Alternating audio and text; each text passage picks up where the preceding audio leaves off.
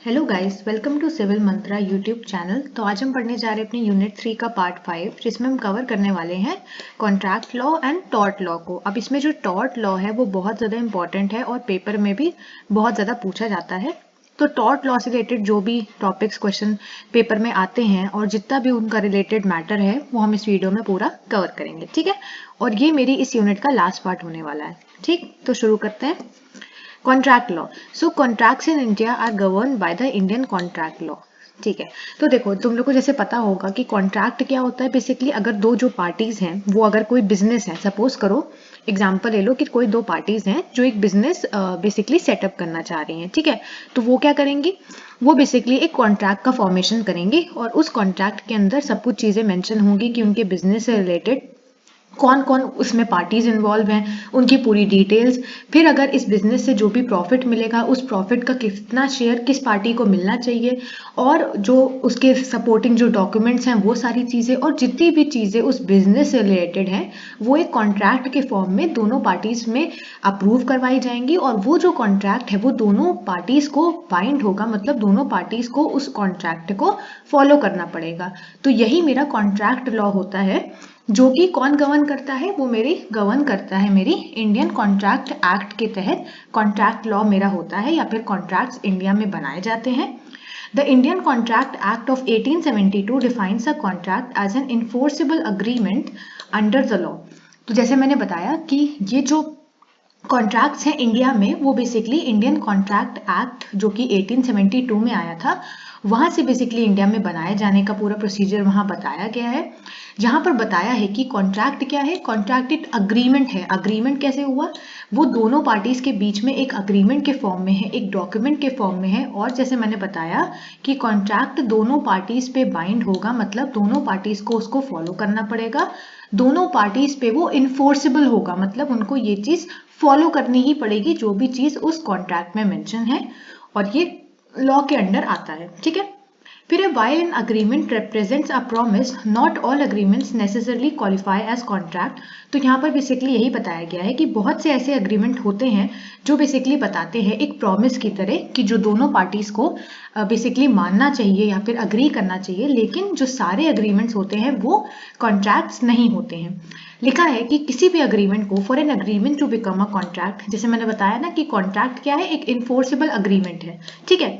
और हमने ये देखा कि सारे अग्रीमेंट कॉन्ट्रैक्ट नहीं होते हैं। तो फिर हमें कैसे पता चलेगा कि एक पर्टिकुलर अग्रीमेंट कॉन्ट्रैक्ट है। तो किसी भी अग्रीमेंट को याद रखना, कॉन्ट्रैक्ट बनने के लिए it must fulfil specific criteria, जैसे कि consideration, competent parties, free consent and a lawful object. तो ये सारी चीजें मेरी किसी भी अग्रीमेंट को कॉन्ट्रैक्ट बनाने में हेल्प करती हैं। अब ये क्या क्या चीजें हैं वो हम लोग आगे देखेंगे, लेकिन इसमें जो कॉम्पिटेंट पार्टीज हैं, मतलब जो भी पार्टीज इन्वॉल्व हैं, वो इनका बहुत इंपॉर्टेंट क्राइटेरिया होता है किसी भी अग्रीमेंट को कॉन्ट्रैक्ट बनाने के लिए।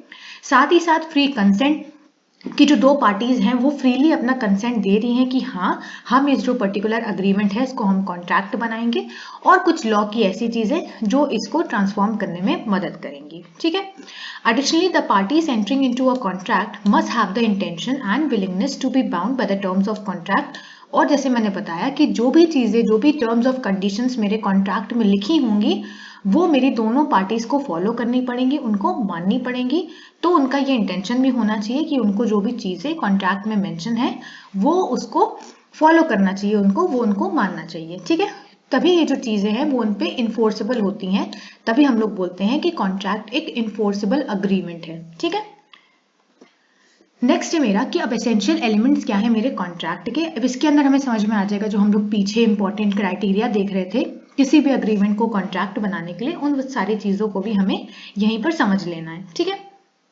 तो देखते हैं, सबसे पहले ऑफर एंड एक्सेप्टेंस मेरा फर्स्ट एलिमेंट होता है किसी भी कॉन्ट्रैक्ट का। ऑफर क्या होता है, ऑफर के नाम से पता चल रहा है कि it is a communication indicating willingness to do और not to do something, creating a legal relationship. Basically यहाँ पर क्या है कि अगर हमें किसी भी पर्टिकुलर बोल सकते हो किसी भी कॉन्ट्रैक्ट को हमें इनिशिएट करवाना है तो हम वहां पर ऑफर देंगे, इस एक कम्युनिकेशन करेंगे और अपनी विलिंगनेस, अपनी इच्छा को बेसिकली शो करेंगे कि हमें एक पर्टिकुलर एग्रीमेंट को कॉन्ट्रैक्ट के फॉर्म में कन्वर्ट करना है, ठीक है। तो पहला तो मेरा ऑफर हो गया। अब इसमें कुछ टर्म्स आते हैं, जैसे आता है ऑफरर एंड ऑफरी। जैसे हम लोग अगर इंटरव्यू की बेसिकली अगर बात करें तो उसमें होता है इंटरव्यूअर और एक होता है इंटरव्यूई, है ना। तो इंटरव्यूअर क्या होता है? इंटरव्यूअर वो पर्सन होता है जो इंटरव्यू लेता है, और जिस पर्सन का इंटरव्यू लेता है उसको हम लोग इंटरव्यूई कहते हैं। उसी तरह से यहाँ पर भी ऑफरर क्या हो गया? ऑफरर वो पार्टी हो गई जो कि ऑफर दे रही है, और ऑफरी क्या हो गया? ऑफरी वो हो गया जिसको वो ऑफर दे रही है, ठीक है। तो ऑफर देने वाले को हम लोग ऑफरर बोलते हैं, और ऑफर जिसको दिया जा रहा है वो ऑफरी हो गया, ठीक। नेक्स्ट है मेरा intent. So the offer must be made with the intention to create a legal obligation. तो बेसिकली आपका उस पर्टिकुलर कॉन्ट्रैक्ट के पीछे बनाने का इंटेंशन क्या है, वो मेरा इंटेंट हो गया, ठीक है।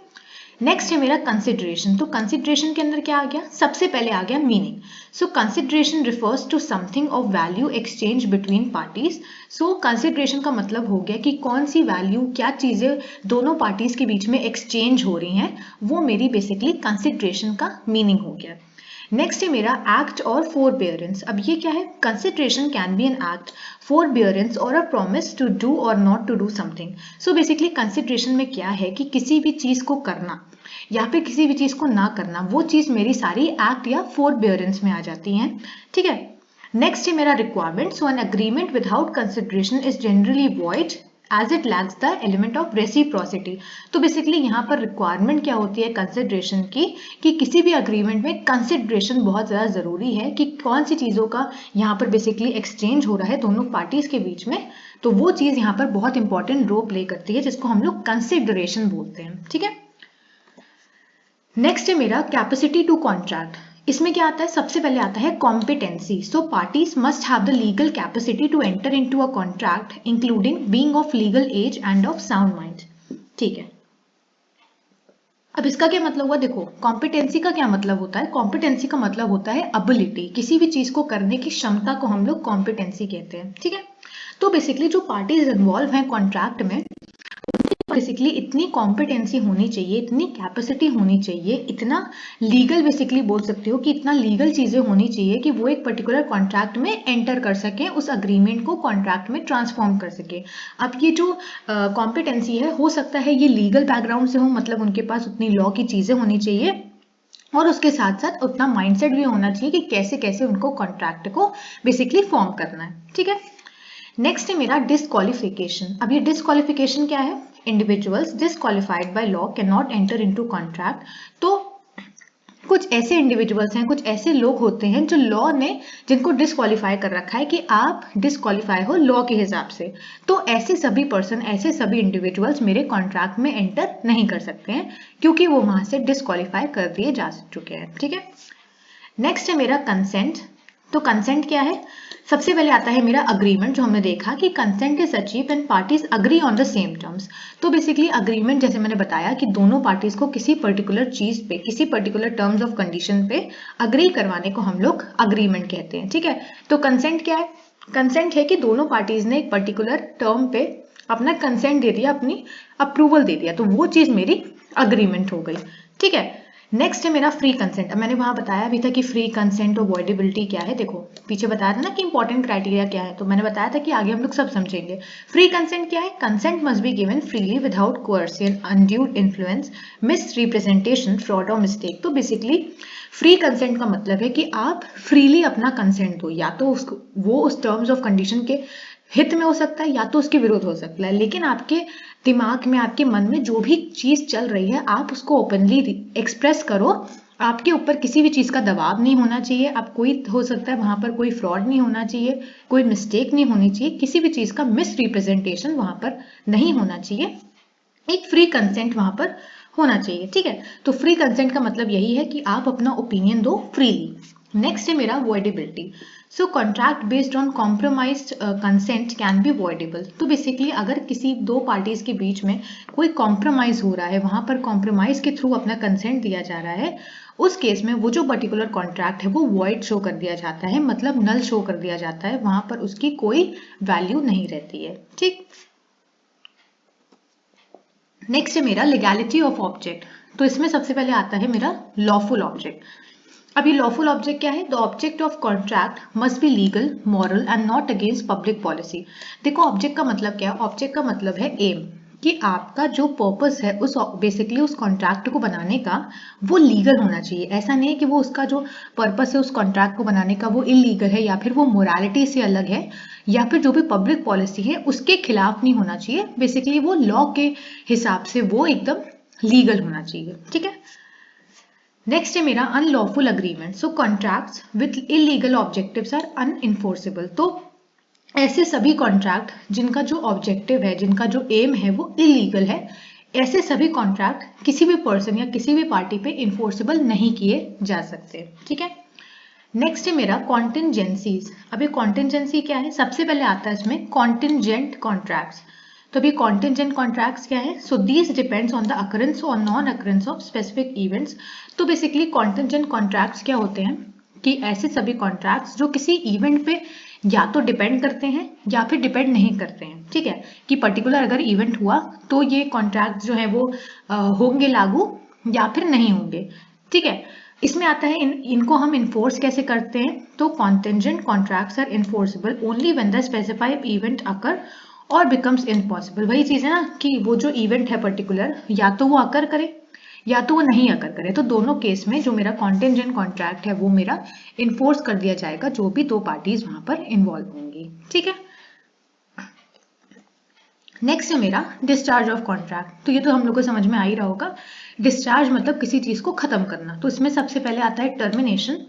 So contracts can be discharged through performance, agreement, impossibility, lapse of time, operation of law or breach। तो बेसिकली कोई पर्टिकुलर कॉन्ट्रैक्ट है, ठीक है, सपोज करो वो दो पार्टीज के बीच में चल रहा है, तो उस केस में जो दो पार्टीज है अगर वो कॉन्ट्रैक्ट वहां पर डिस्चार्ज हो जाता है तो उसके पीछे रीजन क्या होगा डिस्चार्ज करने का या उस कॉन्ट्रैक्ट को टर्मिनेट करने का? बेसिकली जो परफॉर्मेंस थी वो परफॉर्मेंस आपको नहीं मिल पा रही है। अब ये एग्जांपल बिजनेस में हो सकता है, या फिर ऐसा हो सकता है कि जो भी टर्म्स ऑफ कंडीशन उस कॉन्ट्रैक्ट में मेंशन थी, आपने कुछ ऐसी चीजें कर दी हैं जहां पर उन टर्म्स ऑफ कंडीशन का ब्रीच हो गया है। बेसिकली वो टर्म्स ऑफ कंडीशन के खिलाफ आपने अगर कोई काम कर दिया है तो उस केस में आपका जो कॉन्ट्रैक्ट है वो टर्मिनेट हो जाएगा, वो खत्म हो जाएगा। ठीक है, नेक्स्ट है मेरा मोड्स ऑफ डिस्चार्ज, की डिस्चार्ज करने की क्या क्या चीजें हो सकती हैं, क्या क्या रीजंस हैं। अब रीजंस हमने यहाँ पे देख लिए हैं कि आपने ब्रीच किया है, परफॉर्मेंस किया है, लेकिन इसके अलावा क्या हो सकती हैं? So discharge can occur by fulfilling obligations, mutual agreement, कि आपने म्यूचुअली एग्री कर दिया कि हाँ अब हमें इस कॉन्ट्रैक्ट की कोई जरूरत नहीं है, दोनों पार्टीज का वहां पर अप्रूवल मिल गया, तो उस केस में भी हमारा जो कॉन्ट्रैक्ट है वो खत्म हो जाएगा। और कुछ लीगल प्रिंसिपल्स के थ्रू भी आप अपने कॉन्ट्रैक्ट को खत्म करवा सकते हो। ठीक है, नेक्स्ट है मेरा डैमेजेस। तो डैमेजेस क्या है? सबसे पहले आता है compensation. So damages are monetary awards given to compensate for losses suffer due to breach of contract. तो बेसिकली सपोज करो कि आपने कोई ऐसा काम कर दिया है जिससे मेरे कॉन्ट्रैक्ट का ब्रीच हो गया है। ठीक है, तो उस केस में जो भी नुकसान होगा उसको हम लोग कंपनसेशन बोलेंगे, और वो कंपनसेशन बेसिकली एक मॉनेटरी अवार्ड है। बेसिकली वो पैसे से रिलेटेड जो भी आपको डैमेज हुआ है वो मेरे कंपनसेशन के अंदर आ गया। ठीक है, नेक्स्ट है मेरा purpose. So the aim of damages is to restore the injured party to the position they would have been in the contract have been fulfilled. तो पर्पस क्या होगा? बेसिकली डैमेज को अगर ये हम कंपनसेशन बेसिकली क्यों प्रोवाइड कर रहे हैं? ये कंपनसेशन इसलिए प्रोवाइड कर रहे हैं कि अगर किसी भी केस में अगर ये कॉन्ट्रैक्ट फुलफिल हो जाता तो वहां से आपको जितना भी प्रॉफिट मिलता उस प्रॉफिट को बेसिकली रीस्टोर करने के लिए, कि अगर बेसिकली क्या हुआ कि अगर कोई कॉन्ट्रैक्ट सपोज करो कि वो कॉन्ट्रैक्ट खत्म हुआ है तो वहां पर दोनों पार्टीज का वहां पर नुकसान होगा, है ना। तो उस कॉन्ट्रैक्ट को बेसिकली उस नुकसान को या फिर जो भी आपका लॉस हुआ है उसको रीस्टोर करने के लिए, उसको बेसिकली आपको बचाने के लिए उस लॉस से, ये जो पर्पज है इस कंपनसेशन के थ्रू यहाँ पर पूरा होता है। ठीक है, अब मेरा कॉन्ट्रैक्ट लो यहाँ पर खत्म होता है। आगे वीडियो से बढ़ने से पहले मैं आप लोग को बताना चाहती हूँ कि आप हमारे चैनल को सब्सक्राइब करें ताकि आपको ऐसी और भी वीडियोस मिले हमारे। अगर आप चैनल को अच्छा लग रहा है, अगर आपको ये पर्टिकुलर चैनल हेल्प कर रहा है आपकी जर्नी में, आपके बीटेक में, तो प्लीज़ आप हमारे चैनल को सब्सक्राइब करें, लाइक करें और वीडियो को शेयर करें अपने दोस्तों के साथ ताकि उनको भी हेल्प मिले। अगर आप हमारे चैनल को और ग्रो करवाएंगे, हमारी वीडियोज़ को लाइक करेंगे, तो ये मुझे मोटिवेशन की तरह हेल्प करेगा और मैं ऐसे ही वीडियोस और लाऊंगी ताकि आप लोग का जो पेपर है बीटेक का वो इजीली हो पाए, आप उसको अच्छे नंबर से स्कोर कर पाए। तो हमारे चैनल को ज़रूर सब्सक्राइब करें। ठीक है, इसके साथ साथ एक और चीज़, हमारे सिविल मंत्रा के चैनल पे एक नया ज्वाइन बटन भी इंक्लूड हुआ है, जिसके बहुत सारे फीचर्स हैं, बहुत सारी आपको एडवांटेज मिलेंगी। तो हमारे चैनल में जब आप जाओगे, कोई भी वीडियो खोलोगे, तो आपको चैनल के नाम के साइड में एक ज्वाइन बटन दिखेगा, तो उस ज्वाइन बटन को आपको क्लिक करना है। अगर आप हमारे चैनल को ज्वाइन करते हो तो उससे आपको बहुत सारी चीज़ों की एडवांटेज मिलेगी, जैसे कि आपको कंसेप्चुअल वीडियोस मिलेंगे डिटेल में, जो कि आपके सेमेस्टर पॉइंट ऑफ व्यू से बहुत इंपॉर्टेंट होंगे। आप उन वीडियोस को पढ़ के अपना सेमेस्टर ईजिली क्रैक कर सकते हो अच्छे मार्क्स के साथ। सारे सेमेस्टर के आपको वीडियो मिलेंगे एक स्ट्रक्चर्ड वे में। पीवाईक्यू क्वेश्चंस हम लोग सॉल्व करवाएंगे, और आप लोग को पता है कि किसी भी यूनिवर्सिटी के अंदर, बीटेक के अंदर, एकेटीयू के अंदर जो पीवाईक्यू क्वेश्चंस हैं उनकी कितनी इंपॉर्टेंस होती है, तो वो क्वेश्चंस हम लोग सॉल्व करवाएंगे। इसके साथ साथ आपको प्रीमियम वीडियोस, जो वीडियोस यहाँ पर प्राइवेट हैं, उसका एक्सेस मिलेगा, और आपका वीकली इंटरेक्शन होगा हमारे एक्सपर्ट्स के साथ लाइव वीडियो में, और आपको हमारे टेलीग्राम चैनल की एक्सेस और व्हाट्सएप ग्रुप की भी एक्सेस मिलेगी, जहां पर आप जब चाहो अपने डाउट्स पूछ सकते हो। ठीक है, तो ये हमारे ज्वाइन का ऑप्शन था, आप चाहो तो आप इसको ज्वाइन कर सकते हो, आपको इसमें बहुत सारी एडवांटेज मिलेगी।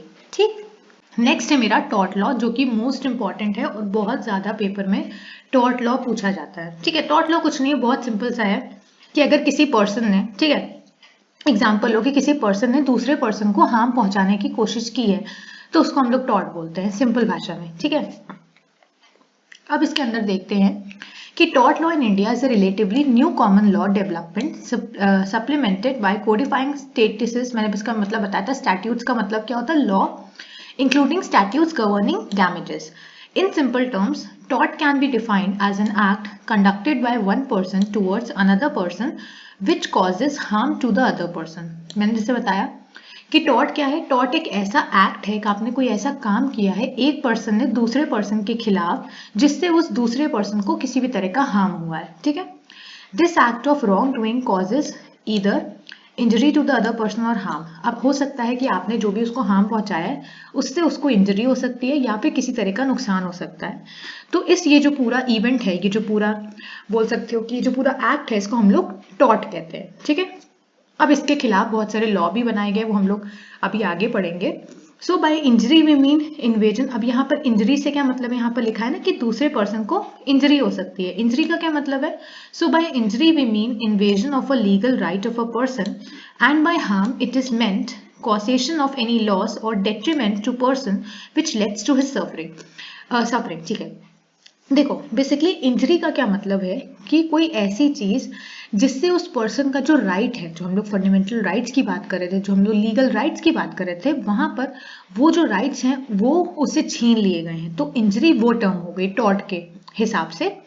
और हार्म का मतलब है कि किसी भी तरह की ऐसी चीज जिससे उसको बोल सकते हो बॉडी वाइज उसको नुकसान हो, या फिर वहां पर उसको लॉस हो और उसको सफर करना पड़े उस चीज से, तो उसको हम लोग क्या बोलते हैं, उसको हम लोग बोलते हैं हार्म। ठीक है, उसके बाद है the Indian law of tort is shaped after the principle of tort law developed in UK. तो जो इंडिया का जो हमने देखा भी है बहुत टाइम से, पीछे भी हम लोग देख रहे थे कॉन्स्टिट्यूशन वाले में, कि इंडिया में जो बहुत सी ऐसी चीजें हैं जो यूके से ली गई हैं, तो उसी तरह से जो मेरा इंडिया का जो टॉर्ट सिस्टम है वो भी मेरा यूके से ही डेवलप किया गया है। जो यूके का टॉर्ट लॉ के प्रिंसिपल्स थे, वो सारी principle Indian law of tort में डाली गई हैं। ठीक है,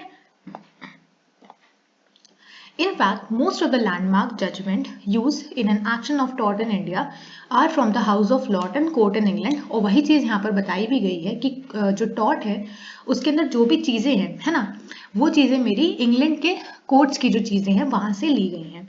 So the cases of tort in India are tried in civil courts, and the relief include damages by the way of monetary compensation और an order for injunction और restitution।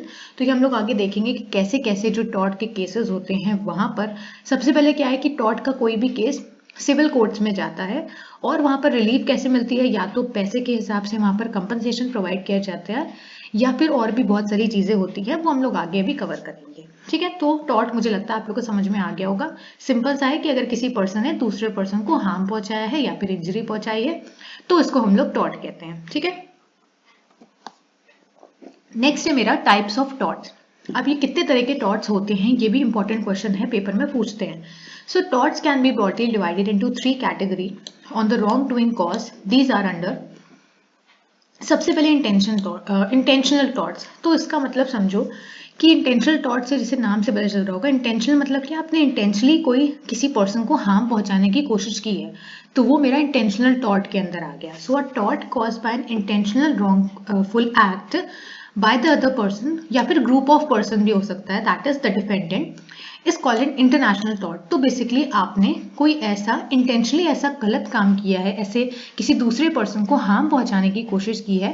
अब ये कोई एक पर्सन भी हो सकता है या फिर बहुत सारे लोग भी हो सकते हैं जिसने एक पर्टिकुलर पर्सन को हार्म पहुंचाया है। तो इसको हम लोग इंटेंशनल थॉट कहते हैं, क्योंकि आपने इंटेंशनली बेसिकली यहाँ पर रॉन्गफुल एक्ट परफॉर्म किया है। इसके अंदर क्या आ गया? इसके अंदर आ गया असॉल्ट। तो किसी भी तरह का असॉल्ट मेरा इंटेंशनल थॉट होता है। उसके साथ साथ battery, trespass, false imprisonment, slander and libel. तो ये सारे वर्ड्स, इनमें से 2-3 वर्ड याद कर लेना। तो ये मेरे इंटेंशनल थॉट के अंदर आते हैं, ठीक है। नेक्स्ट है मेरा नेग्लिजेंट थॉट। अभी नेग्लिजेंट थॉट क्या है? अ wrongful act cause by the negligence of other person, group of person, is called negligent thought. तो बेसिकली नेग्लिजेंट थॉट का मतलब क्या होता है कि आपने किसी चीज को नेग्लेक्ट कर दिया, उस चीज पे ज्यादा ध्यान नहीं दिया।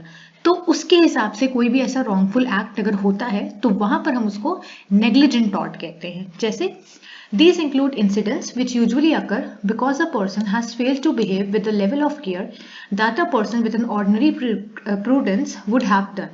तो बेसिकली यहाँ पर क्या है कि सपोज करो कि एक ऐसी पर्टिकुलर सिचुएशन है, ठीक है, जहां पर एक पर्टिकुलर या फिर एक ऑर्डिनरी पर्सन जिस हिसाब से बिहेव करता था, आपने उस लेवल से बिहेव नहीं किया। तो अब क्योंकि वहां पर आपने उस लेवल से बिहेव नहीं किया, अपना एक्शंस वहां पर वैसे नहीं रखे, आपने उतनी केयर नहीं ली, तो उससे होने वाला जो भी हार्म होगा, जो भी रॉन्गफुल एक्ट वहां पर होगा, उसको हम लोग नेग्लिजेंट थॉट बोलेंगे। So it is essential to show here that there was no additional duty of care required. A person failed to was negligent in exercising the reasonable level of care that one with an ordinary prudence would have. Such thought include negligent harm to the body or the property of a person. तो basically क्या है कि यहाँ पर आपकी basically बोल सकते हो लापरवाही की वजह से जो भी ऐसा हार्म पहुंचता है किसी दूसरे पर्सन को, या फिर कोई ऐसा नॉर्मल लेवल का पर्सन जो उस पर्टिकुलर सिचुएशन में जो केयर ले सकता था, आपने वो पर्टिकुलर केयर अगर नहीं ली, तो वो मेरा नेग्लिजेंट थॉट के अंदर आएगा। जैसे कि for example, if a person has negligently disobeyed the traffic rule and caused an accident, he is liable under negligent थॉट। जैसे कि आपने क्या किया, सपोज करो कि आपने ठीक है, आप क्या करे कि आप रोड पे गए, ठीक है, और आपको ट्रैफिक रूल्स पता है, लेकिन फिर भी आपने क्या किया, आपने ट्रैफिक रूल्स को डिसओबे किया, उनको नहीं माना, और ये आपने मतलब बेसिकली आपने ट्रैफिक रूल्स को नेग्लेक्ट किया, ठीक है। तो आपने जब ट्रैफिक रूल्स को नेग्लेक्ट किया, तो अगर उस केस में कोई भी एक्सीडेंट ऐसा होता है, सपोज करो वहां पर एक्सीडेंट हो गया, ठीक है, तो उस एक्सीडेंट को क्या होगा, वो अब ये क्या है, ये एक्सीडेंट हो गया है, तो ये एक रॉन्गफुल एक्ट के अंदर आ गया, और उस केस में आप नेग्लिजेंट थॉट वहां पर आपने कर दिया है, वहां पर आप नेग्लिजेंट थॉट, इसको हम इस पूरे सिनारियो को नेग्लिजेंट थॉट बोलेंगे, क्योंकि ये आपकी लापरवाही से होने वाला एक रॉन्गफुल एक्ट है जहां पर दूसरे लोगों को हार्म पहुंचा है, ठीक है। नेक्स्ट है मेरा थॉट्स अंडर स्ट्रिक्ट लायबिलिटी। अब ये क्या है? So in the torts committed under this category, a person is considered to be liable irrespective of his intention to commit the wrongdoing. ठीक है, so these torts are of such a strict nature that the courts deem it fit to rule out the need for proving intention here. तो basically ऐसा क्या होता है कि किसी person ने सपोज करो कोई ऑफेंस किया है, कोई क्राइम किया, ठीक है, लेकिन उस केस में क्या होता है कि उसको मतलब खुद ही नहीं पता होता है कि उसने मतलब एक गलत चीज की है, तो वहां पर उसका बेसिकली उस पर्सन का इंटेंशन क्या था उस चीज को करने का, बेसिकली उसके इंटेंशन को वहां पर प्रूव करने के लिए, उसको पता लगाने के लिए कोर्ट्स यहाँ पर बहुत सारे ऐसे डिसीजन लेती हैं, बहुत सारी ऐसी चीजें लेती हैं जहां पर उसके इंटेंशन को सही से बताया जाए। जैसे कि usually such thought include acts of production of defective goods and medicine which cause a serious injury to the life of consumer. In such cases, it is not only the manufacturer who is held liable, but all those involved in the supply chain of faulty product as considered to be liable until it is established who was indeed at fault.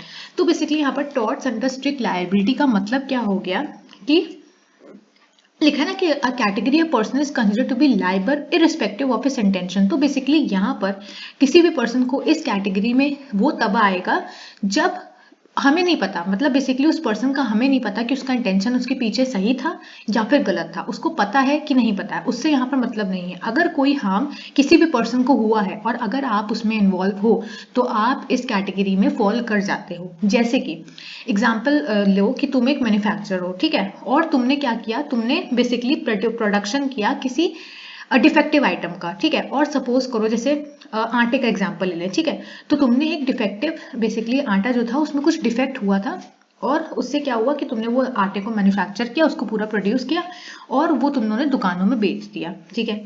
अब दुकान से लोगों ने खरीदा और उससे क्या हुआ, लोगों को बहुत ज़्यादा सीरियस उससे प्रॉब्लम हुई और वो लोग क्या हुआ, वो सब हॉस्पिटल में एडमिट हो गए, ठीक है। अब एक एग्जांपल दे रही हूँ, बस इसको सीरियस मत लेना। तो ऐसे हमने एग्जांपल लिया, तो अब वो लोग हॉस्पिटल में एडमिट हो गए, वहां पर उनकी लाइफ पे थ्रेट है, तो उस केस में तुम लायबल हो इस टॉर्ट के अंदर और तुमसे यहाँ पर हुई है और तुम ही नहीं हो, सिर्फ मैन्युफैक्चरर यहाँ पर लायबल नहीं होता है, यहाँ पर बेसिकली जो भी उस सप्लाई चेन के अंदर है। अब ये सप्लाई चेन का क्या मतलब है कि उस पर्टिकुलर प्रोडक्ट, यहाँ पर हम आटे का एग्जांपल ले रहे हैं, तो उस आटे को तुम्हारे मैन्युफैक्चरिंग बेसिकली यूनिट से, तुम्हारी प्रोडक्शन यूनिट से दुकानों तक पहुंचाने में जितने भी लोग बीच में इन्वॉल्व होंगे, जितने भी इस चेन में इन्वॉल्व होंगे, वो सारे लोग मेरे फॉल्टी ही कंसिडर होंगे। और इसके साथ साथ जो मेरे जो दुकान वाला होगा, जो बेसिकली जिसने आटा बेचा, वो भी यहाँ पर लायबल हो जाता है इस फॉल्ट के अंदर, ठीक है। तो ये मेरा तीसरी कैटेगरी का टॉर्ट होता है। तो इतने मेरे कैटेगरी के टॉर्ट हो गए।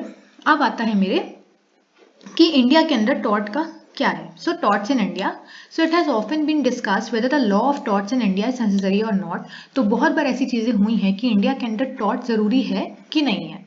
तो देखते हैं। So the courts in India have often taken the stand that tort law is essential in India and is conducive for the growth and development of the society.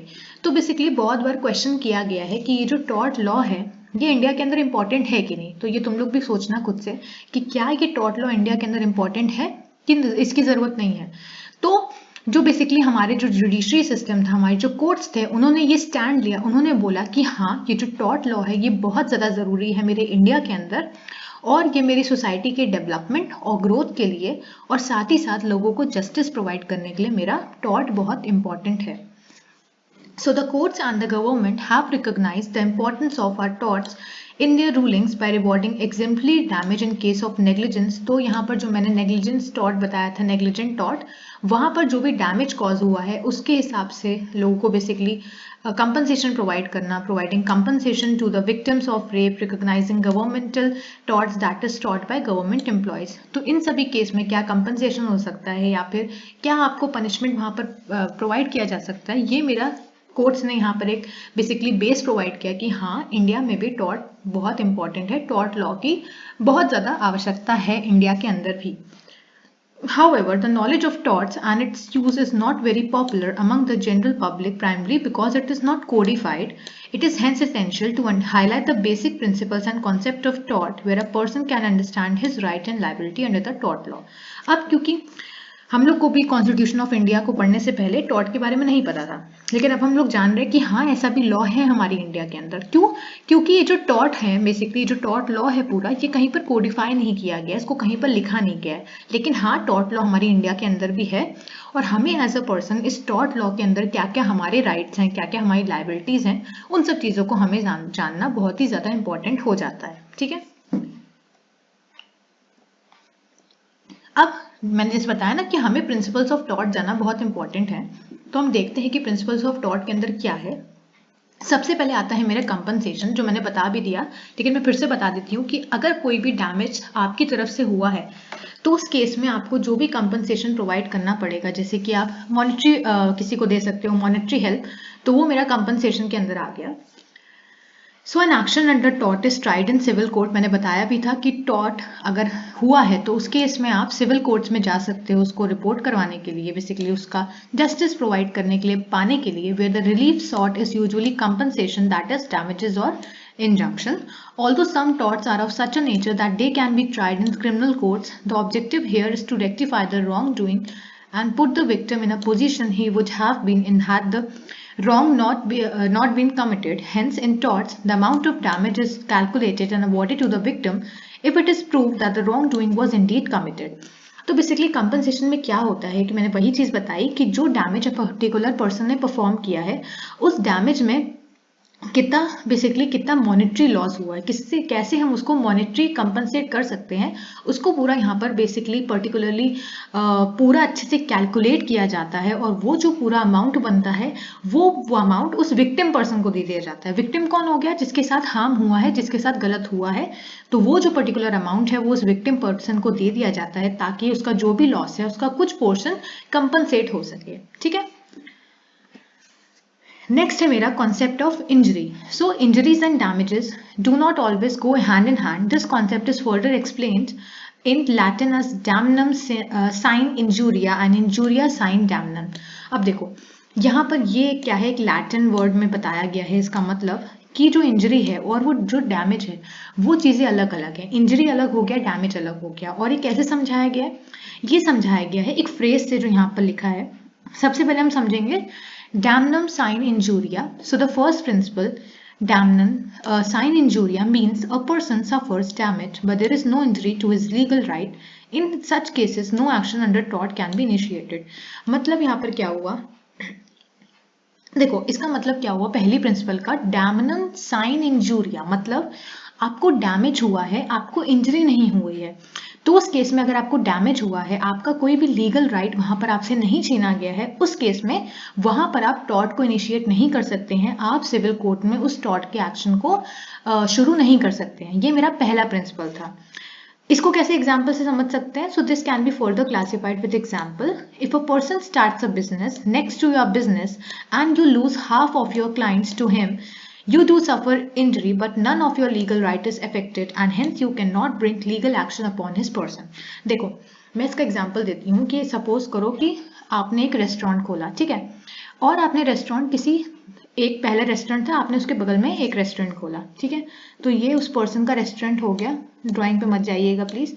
तो ये उस पर्सन का रेस्टोरेंट हो गया, ये आपका रेस्टोरेंट हो गया, ठीक है। तो आपने रेस्टोरेंट खोला और आपने जो रेस्टोरेंट खोला आपने मोमोज का खोला और उस पर्सन का भी लगभग चाइनीज वाला ही रेस्टोरेंट था, ठीक है। तो अब क्या हुआ, क्योंकि आपने यहाँ पर रेस्टोरेंट खोला तो उस आदमी की जो भी बिक्री हो रही थी, जो भी उसके क्लाइंट्स थे, जो भी उसके कस्टमर्स थे, वो कुछ कस्टमर्स आपकी तरफ आने लगे और उसके जो क्लाइंट्स थे, जो कस्टमर्स थे, उनको आपके रेस्टोरेंट का जो टेस्ट है वो ज्यादा अच्छे लगने लगा, ठीक है। तो उससे क्या हुआ, उसके रेस्टोरेंट में लोग कमाना हो गए और हाफ हो गए, ठीक है। सपोज करो कि उसने आधे अपने क्लाइंट वहां से खो दिए, क्योंकि वो क्लाइंट कहाँ आने लगे, वो कस्टमर्स आपके रेस्टोरेंट में आने लगे। तो यहाँ पर वो जो पर्सन है ए वाला, वो यहाँ पर टॉर्ट इनिशिएट नहीं कर सकता है, क्योंकि उसको डैमेज तो हुआ है। डैमेज कैसे हुआ? उसको मॉनेटरी बेसिस पे डैमेज हुआ है कि हाँ उसकी जो भी सेल्स बोल सकते हो, जो उसका चीजें बिक रही थी, जैसे उसका रेस्टोरेंट चल रहा था वो उतना नहीं चल रहा है, लेकिन यहाँ पर उसका कोई लीगल राइट यहाँ पर बेसिकली उससे छीना नहीं गया है। उसको वो अभी भी अपना रेस्टोरेंट चला रहा है और जो भी है खुला हुआ है, ठीक है। अब उससे मॉनेटरी लेवल पे तो डैमेज हुआ है, लेकिन वो पर्सन आपके खिलाफ टॉर्ट नहीं कर सकता है, वो लीगल एक्शन आपके खिलाफ नहीं रख सकता है, ठीक है। तो ये मेरा पहला एग्जाम्पल हो गया, ठीक। नेक्स्ट है मेरा जो मैंने सेकंड बताया था, by injuria sine damnum we mean that an injury is caused to legal right to the person without causing any actual damage to him. अब ये इसका जस्ट ऑपोजिट है कि इंजरी तो हुई है लेकिन डैमेज नहीं हुआ है, मतलब उसके लीगल राइट तो उससे छीने गए हैं लेकिन डैमेज नहीं हुआ है, कोई एक्चुअल डैमेज नहीं हुआ है। So such an act even without any damage caused can be entitled for a suit under tort merely because the right of a person is violated. तो अब ये उसके जस्ट ऑपोजिट हो गया कि यहाँ पर आपको कोई डैमेज नहीं हुआ है सच, लेकिन आपका यहाँ पर क्या हुआ, इंजरी हुई है। कैसे इंजरी हुई है? आपका बेसिकली जो राइट था वो वहां पर वायलेट किया गया है, वो आपसे छीना गया है। तो उस केस में आप कोर्ट में जा सकते हो, इस टॉर्ट को आप वहां पर बेसिकली रिपोर्ट कर सकते हो। अब इसका एग्जाम्पल क्या है? सो फॉर एग्जाम्पल एक यहाँ पर केस बेसिकली बताया गया है जो पहले हुआ होगा। So the landmark case of Ashby versus White, the polling officers prevented a citizen from voting, causing him to lose his right of voting. तो बेसिकली यहाँ पर क्या था कि यहाँ पर एक बेसिकली एक वोटिंग चल रही थी, एशबे और वाइट वहां पर थे, दोनों पार्टीज थी, और वहां पर बेसिकली क्या था, लैंडमार्क केस चल रहा था, ठीक है। अब उस केस में क्या था कि जो मेरे ऑफिसर्स थे उन्होंने क्या किया, एक पर्सन जो था, कोई भी सिटीजन था, उसका बेसिकली वोट करने का अधिकार उससे छीन लिया, उसको बेसिकली मना किया कि आप वोट नहीं दे सकते हो। तो इस केस में क्या हुआ, उस पर्सन को कोई डैमेज तो नहीं हुआ, लेकिन उसका जो राइट था वोट देने का, जो हम सबका राइट है कि आप 18 या 18+ हो तो आप वोट दे सकते हो, इंडिया के अंदर। तो ये क्या हुआ कि उसका जो वोटिंग का राइट था वो उससे छीन लिया गया। तो ये क्या है, ये टॉट है। So however the candidate, the citizen was going to vote for eventually got elected, hence there was no actual damage caused to the candidate। अब यहाँ पर बताया भी क्या है कि जो वो सिटीजन था, ठीक है, अब वो ऐश बाई या वाइट, सपोज करो वो वाइट को वोट कर रहा था, ठीक है, लेकिन उसको वोट नहीं करने दिया गया, लेकिन फिर भी वाइट जीत गया। लेकिन तब भी यहाँ पर उसका क्या हुआ कि उसको कोई डैमेज तो नहीं हुआ, वो जिसको चाहता था वही पर्सन जीता, लेकिन फिर भी उसका जो वोट था, उसका जो राइट था वोट करने का, वो उससे छीना गया। तो वहां पर यहाँ पर क्या होगा, यहाँ पर टॉट है ये। However since it was a breach of the right of the citizen to vote, it was held that the polling officers were liable under the tort for damnum sine injuria। ठीक है, तो ये word याद रखना बहुत easy है, मैंने बता भी दिया कि एक से दूसरा वाला जस्ट ऑपोजिट है, ठीक है, और मैंने एग्जाम्पल के थ्रू भी बता दिया। नेक्स्ट है मेरा बर्डन ऑफ प्रूफ। अब ये बर्डन ऑफ प्रूफ क्या है? The plaintiff under taught must prove the following to establish the commission of taught. तो इसके अंदर क्या है, बेसिकली प्रूफ के थ्रू हम लोग बताते हैं, जैसे कि existing of duty of the defendant towards the plaintiff, this usually the reasonable duty to care, breach of this duty, injury caused to the plaintiff because of breach of this duty, and damages suffered by the plaintiff due to such a breach. However, the circumstances are such that it is not always possible to prove all the above element। Basically यहाँ पर plaintiff जो मतलब जो basically यहाँ पर क्या है, जो plaintiff है वो एक ऐसा पर्सन है जिसने कुछ नहीं किया, ठीक है, और डिफेंडेंट क्या है, डिफेंडेंट बेसिकली ये है कि जिसने कोई ब्रीच किया है, कोई चीज करी है। तो उस केस में आपको इन सब चीजों को यहाँ पर प्रूव करना होता है। अब यहाँ पर लिखा भी है कि the circumstances are such that it is not always possible to prove all the above element.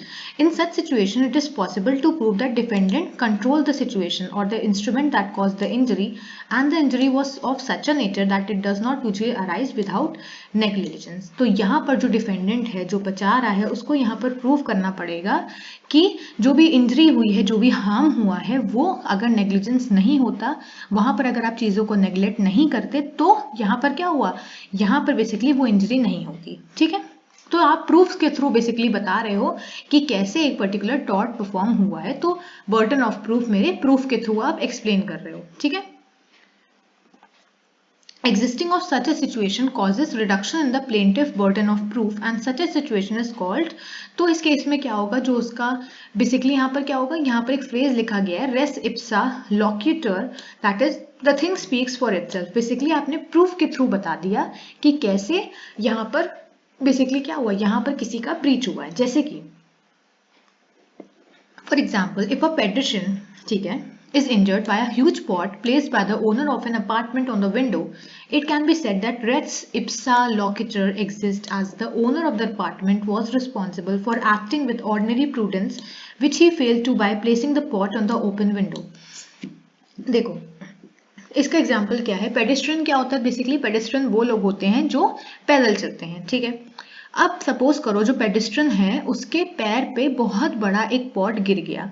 अब ये क्यों गिरा, क्योंकि वो जो मेरा ओनर था उस पर्टिकुलर अपार्टमेंट का, उसने खुली विंडो के बगल में पॉट रख रखा था। तो यहाँ पर रेस इप्सा लॉकिटर के हिसाब से ये चीज एग्जिस्ट करती है, और उस केस में क्या होगा, जो ओनर है उस पर्टिकुलर अपार्टमेंट का, वो रिस्पॉन्सिबल होगा इस एक्ट के लिए, क्योंकि उसने खुली हुई विंडो के पास क्या रखा, एक पॉट रखा।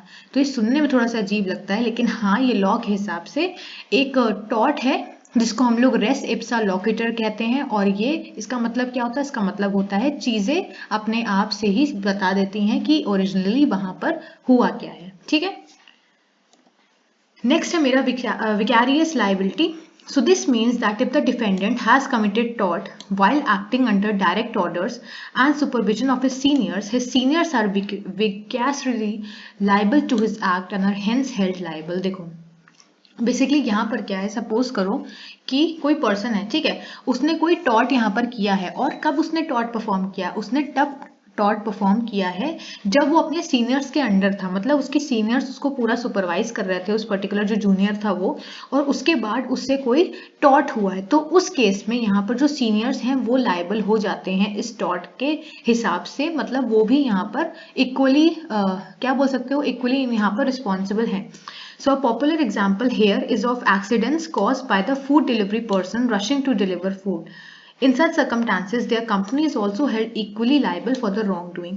तो यहाँ पर क्या होगा कि एक एक्सीडेंट बेसिकली हो गया, क्यों? क्योंकि वो जो फूड डिलीवरी पर्सन था वो खाने को डिलीवर करने के लिए बहुत तेज स्पीड में सपोज करो अगर गाड़ी चला रहा था, तो उस केस में अगर एक्सीडेंट जो होगा तो वो पर्सन तो लायबल होगा ही, उसी के साथ साथ जो डिलीवरी पर्सन है उसके साथ साथ जो कंपनी है, ठीक है। जैसे कि स्विगी का एग्जांपल है, तो अगर स्विगी यहाँ पर किसी पर्सन को भेज रहा है और वो जल्दी जल्दी कर रहा है कि आप जल्दी से खाना पहुंचाओ, तो उस केस में अगर एक्सीडेंट होता है तो वहां पर स्विगी तो रिस्पॉन्सिबल है ही, साथ में वो पर्सन भी रिस्पॉन्सिबल है, ठीक है। नेक्स्ट है मेरा contributory negligence. So if the plaintiff has contributed to a part of wrongdoing, then it is said that the plaintiff has contributed to the negligence and is not liable to be compensated. For example, इसका example क्या है contributory negligence का? If a person touches a coffee machine in spite of express warning on the machine that is hot and eventually burns himself, he cannot sue the restaurant for his burns. तो basically यहाँ पर क्या था कि basically जैसे पहले क्या था मैं बता देती हूँ कि पहले मैकडोनल्ड्स में ही था, मुझे याद नहीं आ रहा मैकडोनल्ड्स था या केएफसी, तो वहां पर क्या था किसी एक पर्सन ने, एक लेडी ने कॉफी ली थी, है ना, और उनको वहां पर बेसिकली कॉफी कप के बाहर वार्निंग नहीं लिखी हुई थी कि कॉफी आपके अंदर की गर्म है, तो उस लेडी ने जब कॉफी खोली तो गलती से वो कॉफी उनके ऊपर स्पिल हो गई और वो वहां पर जल गई थी। तो उस केस में उन्होंने जो मैकडोनल्ड था उसको सू कर दिया था, और बेसिकली वहां पर क्या हुआ था कि वहां पर जो मैकडोनल्ड्स था, अब मुझे एग्जैक्ट वहां पर कंपनी नहीं याद आ रही, लेकिन जो मैकडोनल्ड्स या कोई भी ऐसी कंपनी थी उसने बेसिकली वहां पर उसको कंपनसेशन प्रोवाइड किया था, और छोटा मोटा नहीं करोड़ों में कंपनसेशन था।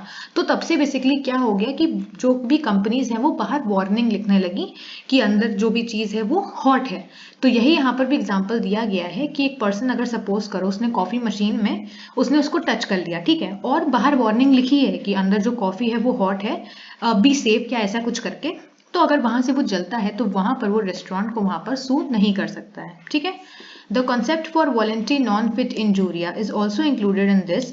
अब यहाँ पर भी एक लैटिन वर्ड लिखा है, so it means that if a person voluntary places himself in such a position knowing that it will injure him and cause damage, he is not later liable to claim for damage in case he is injured. मतलब अगर कोई person जबरदस्ती अगर अपने को ऐसी position में डाल देता है जहां पर उसको इंजरी हो रही है, तो उस केस में जो भी उसके ऊपर होगा या फिर जिसको भी वो स्यू नहीं कर सकता है, वो अपनी इंजरी के लिए ही खुद ही जिम्मेदार है।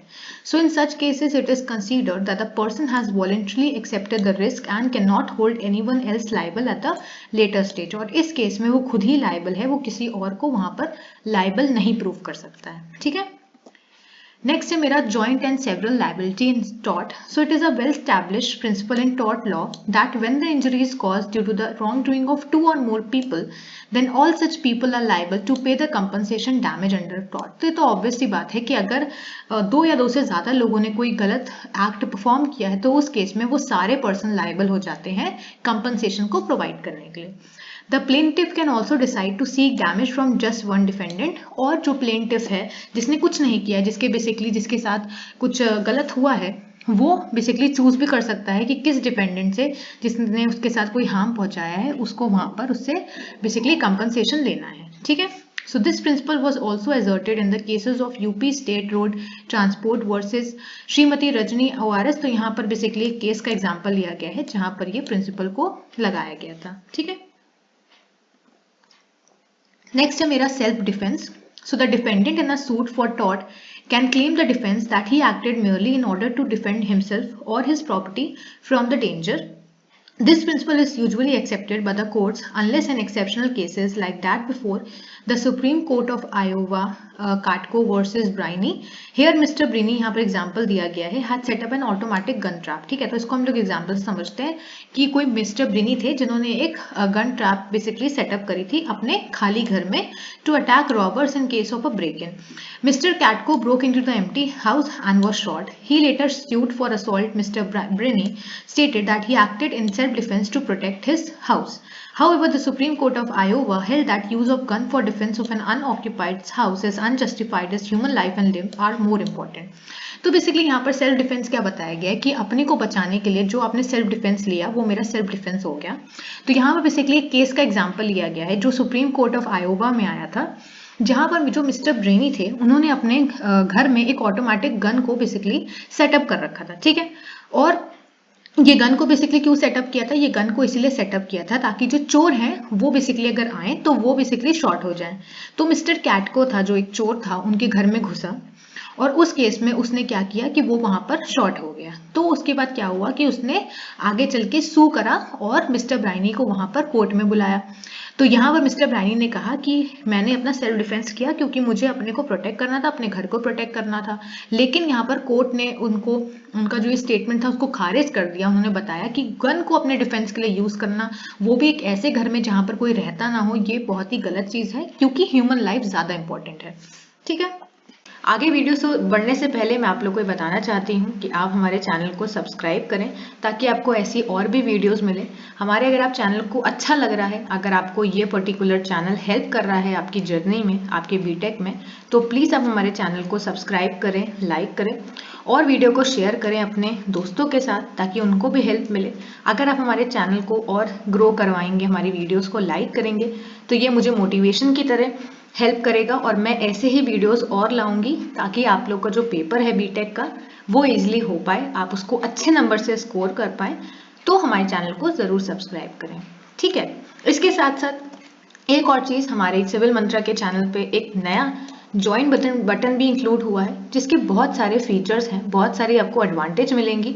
तो हमारे चैनल में जब आप जाओगे, कोई भी वीडियो खोलोगे तो आपको चैनल के नाम के साइड में एक ज्वाइन बटन दिखेगा, तो उस ज्वाइन बटन को आपको क्लिक करना है। अगर आप हमारे चैनल को ज्वाइन करते हो तो उससे आपको बहुत सारी चीज़ों की एडवांटेज मिलेगी, जैसे कि आपको कंसेप्चुअल वीडियोस मिलेंगे डिटेल में जो कि आपके सेमेस्टर पॉइंट ऑफ व्यू से बहुत इंपॉर्टेंट होंगे। आप उन वीडियोस को पढ़ के अपना सेमेस्टर ईजिली क्रैक कर सकते हो अच्छे मार्क्स के साथ। सारे सेमेस्टर के आपको वीडियो मिलेंगे एक स्ट्रक्चर्ड वे में। पीवाईक्यू क्वेश्चंस हम लोग सॉल्व करवाएंगे और आप लोग को पता है कि किसी भी यूनिवर्सिटी के अंदर, बीटेक के अंदर, एकेटीयू के अंदर जो पीवाईक्यू क्वेश्चंस हैं उनकी कितनी इंपॉर्टेंस होती है, तो वो क्वेश्चंस हम लोग सॉल्व करवाएंगे। इसके साथ साथ आपको प्रीमियम वीडियोस, जो वीडियोस यहाँ पर प्राइवेट हैं उसका एक्सेस मिलेगा और आपका वीकली इंटरेक्शन होगा हमारे एक्सपर्ट्स के साथ लाइव वीडियो में, और आपको हमारे टेलीग्राम चैनल की एक्सेस और व्हाट्सएप ग्रुप की भी एक्सेस मिलेगी जहां पर आप जब चाहो अपने डाउट्स पूछ सकते हो। ठीक है, तो ये हमारे ज्वाइन का ऑप्शन था, आप चाहो तो आप इसको ज्वाइन कर सकते हो, आपको इसमें बहुत सारी एडवांटेज मिलेगी। ठीक, अब आता है मेरा लास्ट टॉपिक जो कि है लॉ एट वर्क प्लेस। तो लॉ एट वर्क प्लेस बहुत ही इजी टॉपिक है। ऐसे लॉ जो कि आप वर्क प्लेस पे बेसिकली यूज करते हो वो मेरा लॉ एट वर्क प्लेस है। ठीक है, सबसे पहले होता है कि क्या क्या प्रॉब्लम्स मेरी वर्क प्लेस में फेस करनी पड़ती हैं। सबसे पहले है मेरा डिस्क्रिमिनेशन। तो डिस्क्रिमिनेशन तो हमें पता ही है, जेंडर के बेस पे, रेस के बेसिस पे, रिलीजन के बेसिस पे जो भी तरह का बायसनेस होती है उसको हम लोग डिस्क्रिमिनेशन बोलते हैं। So even after the full-fledged law designed against discrimination, employers continue discriminating their employees on the basis of their race, religion, gender, age, nationality, disability, etc. Not only at workplace is discrimination prevalent, commonly in hiring, promotion, discipline and termination as well. ठीक है, तो basically यहाँ पर लिखा क्या गया है कि इंडिया के अंदर भले ही डिस्क्रिमिनेशन से रिलेटेड बहुत सारे लॉज बनाए गए हैं, लेकिन फिर भी जो एम्प्लॉयर्स हैं, जो बेसिकली लोगों को हायर करते हैं, वो एम्प्लॉयज़ को डिस्क्रिमिनेट करते हैं, वहाँ पर बायसनेस करते हैं। किसके बेसिस पे? रेस, रिलीजन, जेंडर, इन सभी के बेसिस पे, बहुत सी चीज़ों के बेसिस में वहाँ पर डिस्क्रिमिनेशन होता है। और इसके साथ साथ सिर्फ वर्क प्लेस में नहीं, मतलब एक पर्टिकुलर जो एम्प्लॉय है वो ऑफिस में आए हैं तब उसके साथ डिस्क्रिमिनेशन नहीं होता है, तब तो होता ही है। उसके साथ साथ ऑफिस में आने तक का उसका जो बेसिकली जो सफ़र है, जो उसका पूरा टाइम है कि हायरिंग कब हो रही है, कैसे उसका प्रमोशन हो रहा है, इस पूरे चक्कर में भी वहाँ पर भी डिस्क्रिमिनेशन होता है।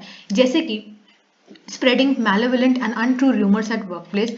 तो कुछ रूमर्स को स्प्रेड करना भी एक एग्जाम्पल हो गया डिस्क्रिमिनेशन का। साथ साथ किसी एम्प्लॉय को थ्रेटन करना, उसको डोमिनेट करना, isolating and individual socially and professionally in the office, मतलब किसी भी पर्सन को आइसोलेट करके रखना, कोई उससे बात नहीं कर रहा है, कोई उसको पूछ नहीं रहा है, उसके अपीयरेंस की वजह से, उसके जेंडर की वजह से, उसके ओरिजिन की वजह से। नेक्स्ट है मेरा डेलिबरेटली डिस्करेजिंग और hindering an employee in his her job. तो किसी को बेसिकली उसकी काम ना करने देना। नेक्स्ट है मेरा उसको अब्यूजिव लैंग्वेज बेसिकली यूज करना उसके लिए। फिर dismissing one from his roles and responsibilities, तो किसी को उसके रोल्स और रिस्पॉन्सिबिलिटी से अलग कर देना। फिर इम्पोजिंग अनरियलिस्टिक डेडलाइन इंटेंशनली, तो कोई ऐसी डेडलाइन रखना, मतलब एक ऐसा काम करवाना जो और उस पर ऐसी डेडलाइन रखना कि वो काम उस डेडलाइन पे हो ही नहीं सकता है। तो ये भी तरह का डिस्क्रिमिनेशन हो गया। उसके साथ साथ है होल्डिंग बैक इंपॉर्टेंट इन्फॉर्मेशन और प्रोवाइडिंग रॉन्ग इन्फॉर्मेशन। फिर क्रैकिंग ऑफेंसिव जोक, कोई ऐसा जोक किसी के लिए बेसिकली क्रैक करना जो उसको हो सकता है कि उसको ना अच्छा लगे। फिर कॉजिंग अननेसेसरी प्रेशर, किसी पर्सन पे बहुत ज़्यादा वर्कलोड डाल देना। फिर making an employee sit idle without any work, तो उसको किसी भी पर्सन को काम ना देना, उसको बेसिकली आइसोलेट करके रखना ही। और holding back deserve leave promotion, और किसी को प्रमोशन ना देना, उसकी ट्रेनिंग को रोक देना। ये सभी चीज़ें मेरी डिस्क्रिमिनेशन एट वर्क प्लेस को शो करती हैं, और इसमें और भी बहुत सारी चीज़ें आप लोग ऐड कर सकते हो। ठीक है, फिर है नो प्रॉपर पे। तो हम लोग को पता है कि जो पे है, जिस हिसाब से आपसे काम करवाया जा रहा है उस हिसाब से अगर आपको पे नहीं मिले तो वो मेरी नो प्रॉपर पे के अंदर आता है। जैसे कि no matter how hard you work, some employers openly fail to pay employees for the time they work. This has become a huge problem for employees as even after working from home at night and non stop on weekend responding to a huge stack of email, they don't get what they deserve. मतलब आपसे जितना काम करवा रहे हैं उस हिसाब से अगर आपको पैसा नहीं मिल रहा है तो वो मेरी नो प्रॉपर पे के अंदर आ गया। और बेसिकली इसको बोल सकते हो, उसको काउंटर एक्ट करने के लिए, इसको बचाने के लिए एक एक्ट भी बनाया गया है, the payment of wages act 1936 mention that the employee should receive wages on time and without any unauthorized destruction. मतलब जितना आपने टाइम के हिसाब से काम किया उतनी आपको वेज मिलेगी डेली बेसिस पे, और यहाँ पर कोई भी अनऑथराइज्ड डिडक्शन आपके वेज से नहीं होगा। So section 6 requires that employees are paid in the money rather than in some other kind, thus your employer cannot force you to work off the clock or overtime without any additional pay। तो यहाँ पर ये भी बताया गया है कि आपका जो एम्प्लॉय है बेसिकली, है ना, उसको आप लोग ओवर टाइम नहीं करवा सकते, और अगर आप लोग ओवर टाइम उसको करवा रहे हो तो उस केस में आपको एक्स्ट्रा पे वहां पर उसको देनी पड़ेगी। ठीक है, तो ये सारे लॉज मेरे इस डिस्क्रिमिनेशन को बेसिकली काउंटर एक्ट करने के लिए किया गया है। नेक्स्ट है मेरा deprivation of insurance of health and social security. तो जो भी मेरे एम्प्लॉय है उनको इंश्योरेंस ना देना हेल्थ से रिलेटेड, और उनकी सोशल सिक्योरिटी पे बेसिकली उनको डिप्राइव करके रखना। So after getting employed at a work place you may gate deprived of insurance of health and social security. So employees state insurance is a self financing social security and. अब देखो यहाँ पर basically मैंने कैसे समझाया इसको, law at work place में क्या है कि मैंने सबसे पहले प्रॉब्लम बताई है और उससे रिलेटेड क्या क्या बेसिकली लॉज हैं वो यहाँ पर मेंशन किए हैं मैंने। ठीक है, तो यहाँ पर कौन सा लॉ है, सबसे पहले अगर आपको इंश्योरेंस नहीं मिल रहा तो उस हिसाब से एक एम्प्लॉयज स्टेट इंश्योरेंस है जो कि सेल्फ फाइनेंसिंग सोशल सिक्योरिटी आपको प्रोवाइड करती है, साथ ही साथ आपको हेल्थ इंश्योरेंस भी देती है।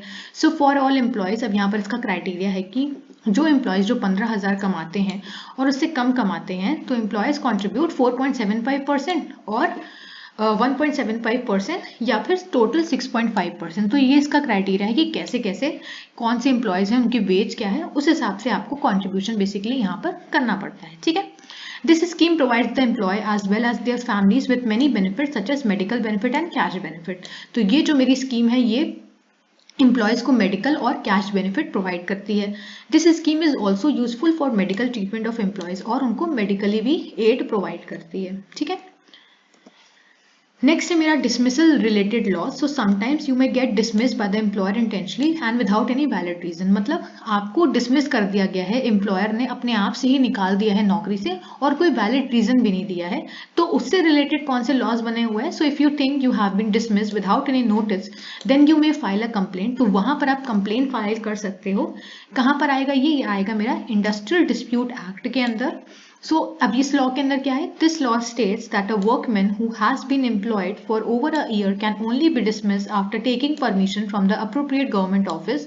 तो इस एक्ट के अंदर, इस लॉ के अंदर क्या मेंशन है कि अगर कोई एम्प्लॉयर है ठीक है और वो 1 साल से किसी कंपनी के अंदर है, तो जो भी मेरा एम्प्लॉय है वो उसको डिसमिस नहीं कर सकता है। अगर उसको डिसमिस करना है तो आपको परमिशन लेनी पड़ेगी पर्टिकुलर गवर्नमेंट ऑफिस से। ठीक है, in addition to this, the law states that proper and valid reason must be given before dismissal, और आपको एक proper reason भी provide करना पड़ेगा। So during the time of taking permission from the government, the firm should wait for the dismissal. Redundancy pay should be given set at 15 days. तो वहां पर आपको रिडंडेंसी पे भी उस पर्सन को प्रोवाइड करनी पड़ेगी जिसको आप डिसमिस करना चाह रहे हो। और a company can terminate the job contract of a permanent worker only for proven misconduct. और आप किसी कंपनी जो है वो उस पर्सन का जॉब कॉन्ट्रैक्ट, अभी जॉब कॉन्ट्रैक्ट परमानेंट वर्कर की बात कर रही हूँ मैं, जो उस कंपनी में बहुत टाइम से है, तो उसको आप तभी टर्मिनेट कर सकते हो जब आप प्रूव कर लो कि उस पर्सन ने मिसकंडक्ट किया है या फिर उसके बिहेवियर की वजह से आप उसको निकाल रहे हो, ठीक है। Indian laws requires a company to get permission for dismissing workers with planned closing even if it necessary for economic reason। तो अगर आपकी जो कंपनी है वो इकोनॉमिकली भी अगर नहीं प्रॉफिट कर रही है, उस केस में भी आपको परमिशन लेनी पड़ेगी।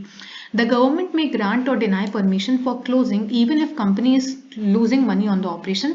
तो हो सकता है कि आपकी जो कंपनी है वो इकोनॉमिकली इतनी ज़्यादा अच्छी ना चल रही हो, लेकिन उस केस में भी गवर्नमेंट या तो उस जो पर्सन है मेरा, उसको बेसिकली या तो वो ग्रांट कर सकती है उस परमिशन को, या फिर वो डिनाई भी कर सकती है। ये पूरा गवर्नमेंट के ऊपर डिपेंड करता है, ठीक है।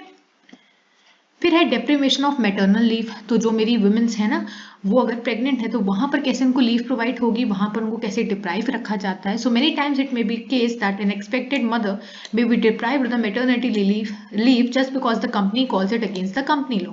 सो इसके खिलाफ क्या बनाया गया है, so the maternity benefit act 1961 creates rights to the payment of maternity benefit for any women employ who worked in any establishment for a period of at least 80 days during the 12 months immediately preceding the date of her expected delivery।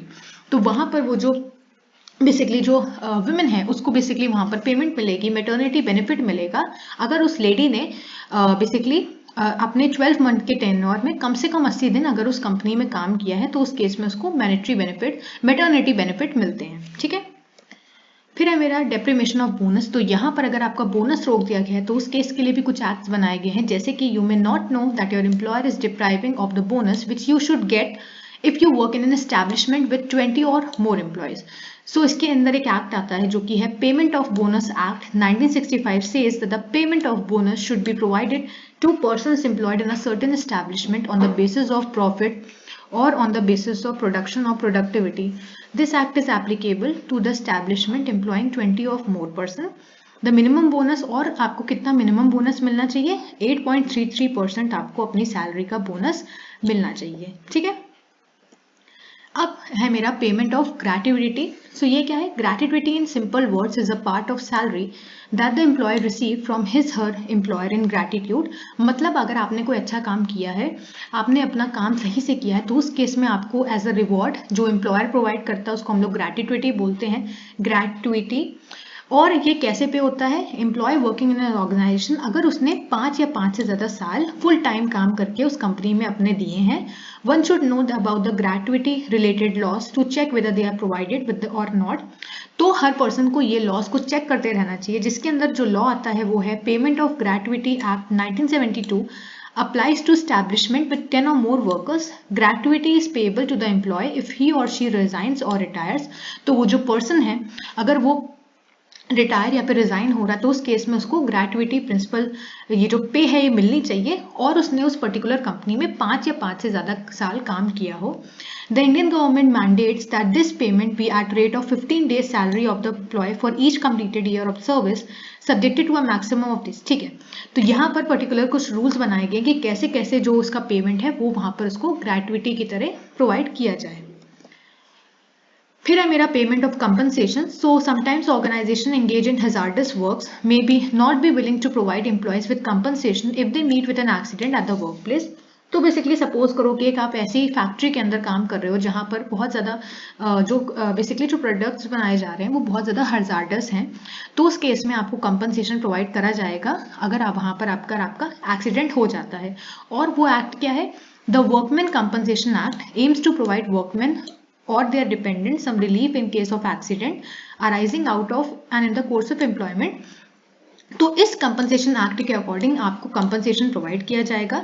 It provides for payment by certain classes of employers to their workman, ठीक है। तो यहाँ पर आपको compensation provide किया जाएगा अगर आपका एक्सीडेंट हो जाता है तो, ठीक। फिर है मेरा depriving employees of provident fund, जिसको हम लोग पीएफ भी बोलते हैं। तो अगर आपका पीएफ वहां पर आपसे उसको नहीं दिया जा रहा है तो उस केस में भी आप यहाँ पर एक लॉ लगा सकते हो। तो employ provident fund is a retirement benefit, तो यहाँ पर एक रिटायरमेंट बेनिफिट है और हर एक कंपनी के अंदर 20 एम्प्लॉयज रिक्वायर्ड होने चाहिए। So it is a saving platform that help employees save a fraction of their salary every month that can be use in the event that you are rendered. तो basically यहाँ पर मैं बताती हूँ क्या होता है। सिंपल भाषा में जो पीएफ होता है वो आपकी सैलरी से हर रोज बच के रहता है और उसके बाद क्या होता है, हर रोज सैलरी में वो पैसा बचता रहता है, सेविंग प्लेटफॉर्म है। फिर every worker faces one problem और the other at the work place. तो उस पीएफ में जो एक्ट होता है वहां पर भी ये जो फंड है ये आप यूज कर सकते हो। फिर है in order to fight for your own right you must be aware of the labour. तो वही चीज यहाँ पर लिखी, इस सारी लॉज से आपको पता होना चाहिए और वर्क प्लेस में जो भी लॉज हैं ये आपको सारे जानने चाहिए और इनके बारे में पता लगाना चाहिए। ठीक है, तो इससे हमारी ये यूनिट खत्म होती है। Thank you very much.